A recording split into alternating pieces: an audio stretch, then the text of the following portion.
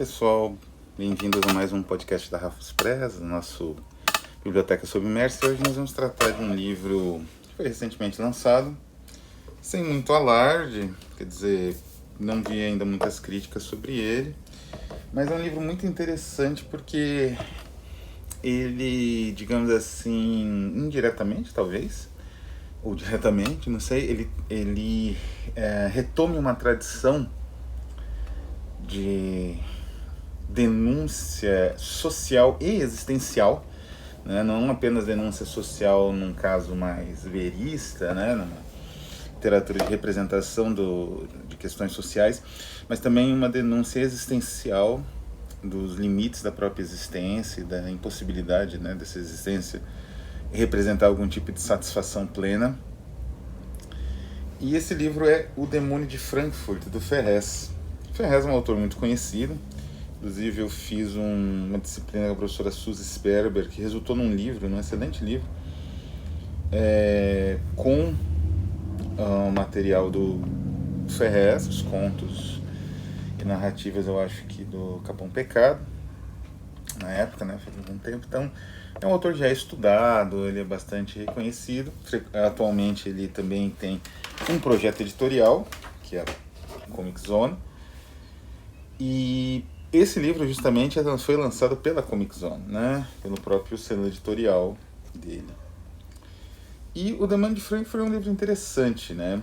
Eu já vou falar o tipo de associação que ele me fez lembrar, e o tipo de associação que eu vou fazer.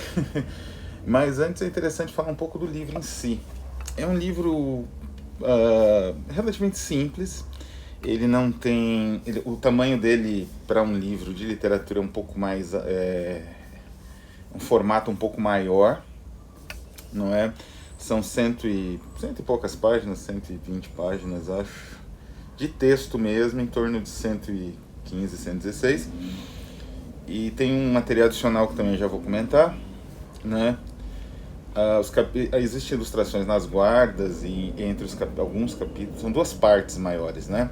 Feitas aí pelo Lourenço Mutarelli, que é um dos personagens, né? Um dos dois protagonistas junto com o Ferrez.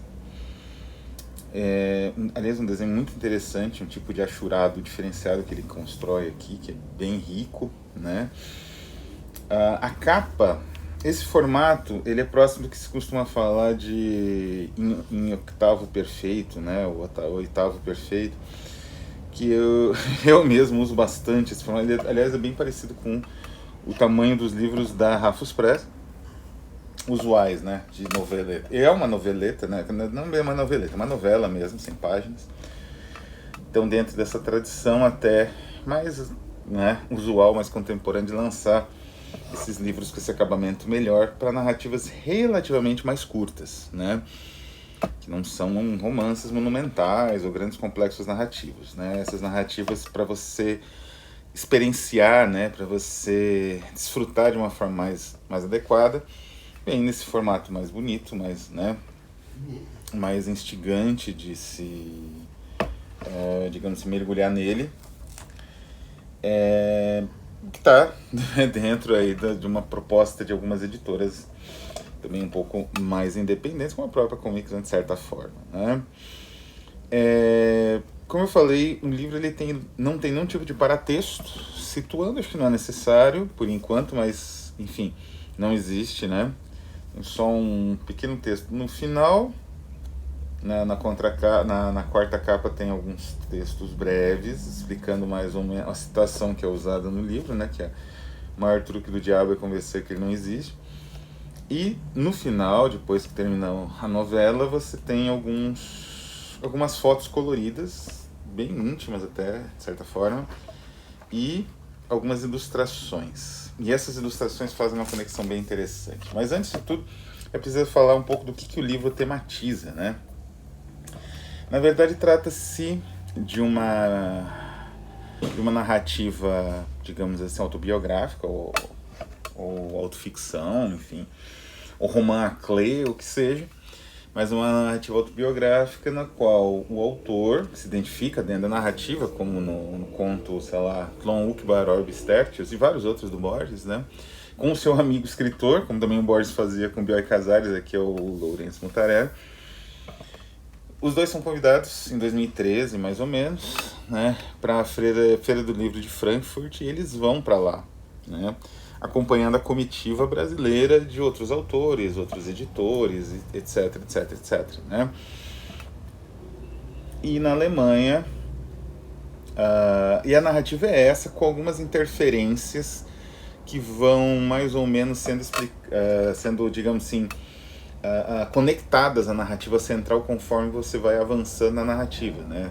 Tem uma interferência relacionada a alguns crimes que não são exatamente explicados, mas você compreende o sentido daquilo mais para o final. Tem atravessam, né, a trama alguns relatos memorialísticos. Alguns desses relatos memorialísticos são bastante comoventes até, né? Como do desespero, né, seria do Ferrez, né, um relato autobiográfico, para adquirir certos livros, como era difícil, né,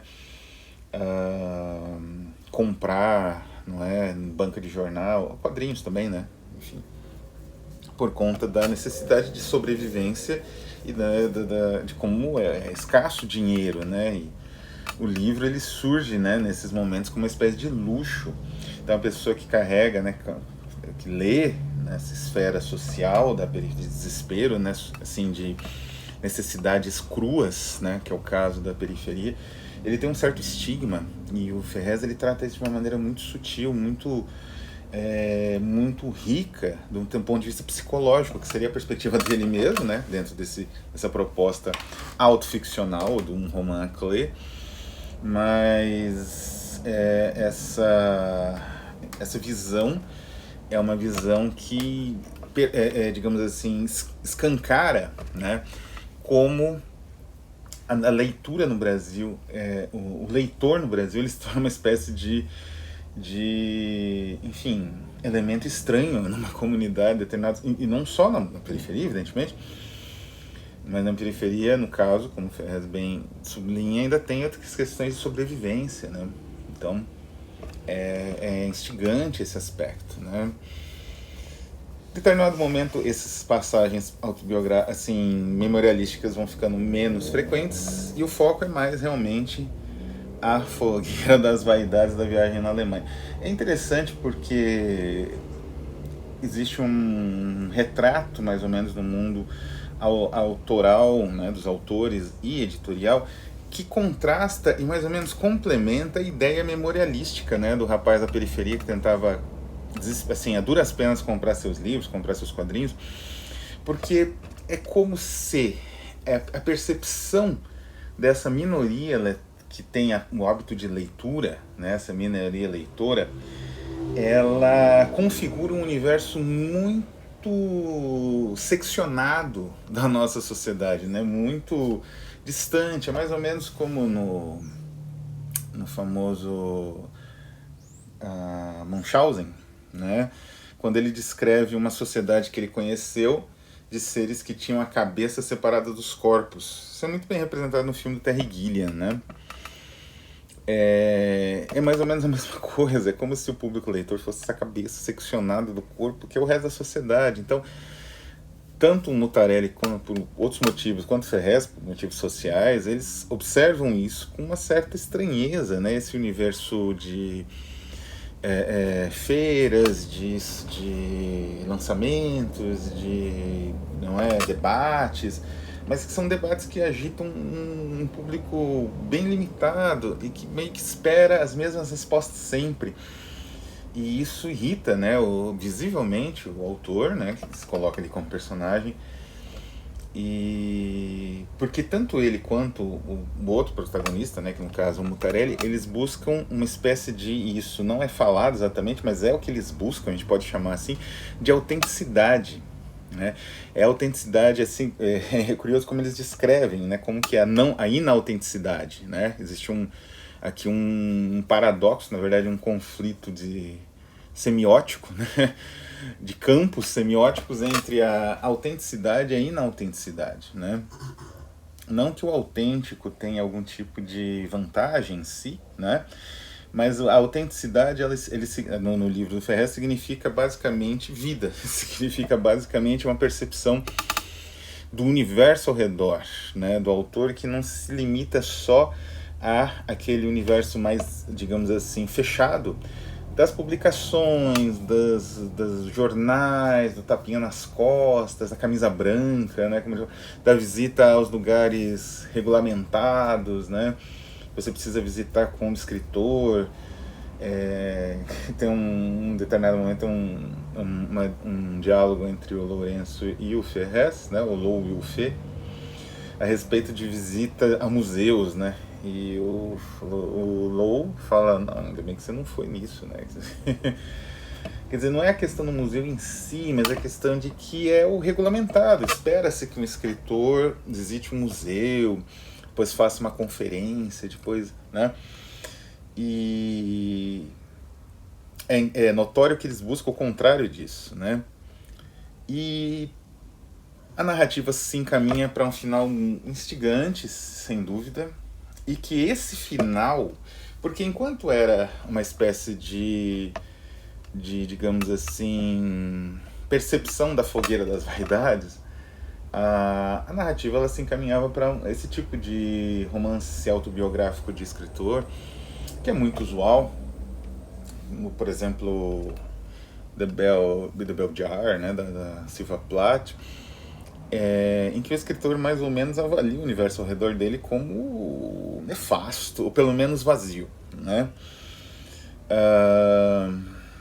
Mas o final, ele vai num outro encaminhamento, e esse encaminhamento que aproxima de um certo gênero, pode chamar de gênero, artístico literário, artístico também, porque ele é essencialmente visual, ele depende da imagem, que é a dança da morte, né? A dança da morte, Totentanz, foi um tipo de expressão medieval, finalzinho da Idade Média, na verdade, quando o Apocalipse parecia ali na esquina, e autores renascentistas e medievais, principalmente renascentistas, eles se valeram dessa percepção apocalíptica, né, da dança da morte, para fazer algumas críticas sociais, mas não só sociais, também críticas existenciais. É como se o modelo de existência no qual eles viviam fosse absurdamente inadequado. E esse modelo encampava, claro, o aspecto social e político, mas outros, não é? Então, assim são as danças da morte do Bosch, do Bruegel, né? E isso virou, especialmente na Alemanha, um gênero literário, não é? O Sebo Clepsydra, por exemplo, lançou, de Frederic Barth, uma dança da morte, e a editora, eu não sei exatamente britânica ou italiana, eu sei que eles imprimem na Itália, é uma das editoras mais, né, produz os livros mais bonitos que eu tenho assim, ciência, que é a Black Leather Press. Eles publicaram também uma dança da morte de Holbein, né, o grande Hans Holbein, que fez uma dança da morte totalmente gráfica, né, com alguns, né, a do Barth tem dísticos poéticos, né, tem versos e tal, enquanto que a do Holbein é mais visual. E o que trata as danças da morte? Elas tratam do fim do mundo, evidentemente, mas de uma ideia de equalização e de uma ideia de que a sociedade ela esconde os próprios vícios com capas de virtude falsa, uma espécie de camuflagem virtuosa. E a busca de autenticidade no livro do Ferrez é exatamente a denúncia disso, não é? É como uma espécie de dança da morte moderna, não é? O final acentua esse aspecto, né? Que eu não vou contar aqui, mas enfim, acentua esse aspecto, não é? Existe então no livro, né, no Demônio de Frankfurt, uma espécie de busca de autenticidade que não é a autenticidade abstrata simplesmente, né? Na verdade, uma busca de tentar perceber os limites, né, que essa, digamos assim, virtude falsa impõe à humanidade, impõe à sociedade, impõe ao ser humano, não é? Então essa percepção, não é? No caso da dança da morte medieval, ela era equalizada, a resposta para ela, digamos assim, né, o contragolpe dela, era a ideia de que todos vão morrer. E se todos vão morrer, por que você se acha mais virtuoso se a morte vai te abraçar de qualquer forma? E na hora da morte, essa sua virtude falsa vai cair por terra, né? Evidentemente, as danças da morte tinham um componente moral, mas esse componente moral é só um aspecto, digamos, superficial. O componente mais importante é realmente a percepção de que o esforço na falsidade da virtude não compensa, não é? O esforço da falsidade da virtude é inútil. E é mais ou menos o mesmo que acontece aqui no Ferrez. A busca de autenticidade é a busca de escape de uma falsa virtude, uma falsa concessão ao excluído, uma falsa percepção de uma realidade social que você não compartilha, né, como alguns autores não compartilham, e nem se solidarizam, não é? E nem aquilo afeta em nada a vida daquele autor, né? Então é um livro duro, de certa forma, quando você percebe essas nuances. E as ilustrações finais, elas reforçam esse laço com a dança da morte, de certa forma. São, na verdade, interpretações de ilustradores do próprio livro. Mas essas interpretações são exatamente o que os ilustradores gravuristas, né, desde ali da Idade Média, mas já também no Renascimento, como o caso do Holbein, ou no século XIX, como o caso do Barthes, eles também percebiam, né? Então eles também realizavam isso, né? É como se fosse uma adaptação do próprio verso, enfim, da própria imagem que está sendo construída ali, né? Então essas ilustrações, elas constroem um complemento imagético daquele universo apocalíptico que foi, digamos assim, erigido pela própria narrativa de Ferrez. Então é isso, né? Uma das grandes leituras do ano, recomendo bastante essa edição, não só pela beleza da edição, mas pela complexidade do tipo de abordagem, né, que o autor fez. Como eu disse, essa busca, né, da autenticidade fez com que ele, de certa forma, resgatasse um modelo narrativo ancestral e ainda infinitamente complexo, que merece, digamos, um resgate sempre e sistemático. Então é isso, eu vou ficando por aqui. Um abraço a todos e até mais.